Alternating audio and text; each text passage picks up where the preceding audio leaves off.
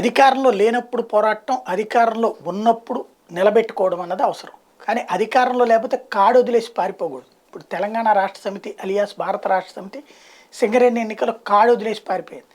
ఇంతకాలం తమ చెప్పు చేతల్లో ఉన్నటువంటి అక్కడి నాయకత్వం ఇప్పుడు కనీసం పోటీనే చెయ్యలేని పరిస్థితికి దిగజారిపోవడం అన్నటువంటి విచిత్రమైనటువంటి పరిణామం. ఫైనల్గా ఏదైతే ఈ గనులకు సంబంధించి సింగరేణి గనులకు సంబంధించి జరిగినటువంటి గుర్తింపు సంఘాల ఎన్నికల్లో మొత్తం 11 స్థానాలు ఉంటే 6 Indian national trade union Congress INTUC గెలిచింది. కాంగ్రెస్ పార్టీ అధికారంలోకి వచ్చిన ఫలితం. అట్లాగే 5 స్థానాలు కైవసం చేసుకుంది all India trade union congress AITUC.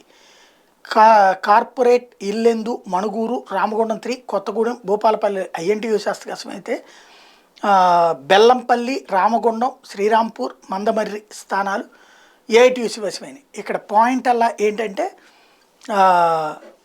కరెక్ట్గా పీక్ టైంలో ఎందుకు పక్కకి ఒక్కటి కూడా సాధించలేని స్థితికి ఎందుకు చేరిపోయారు, ఎందుకు డ్రాప్ అయిపోయారు అన్నదే తెలియాలి.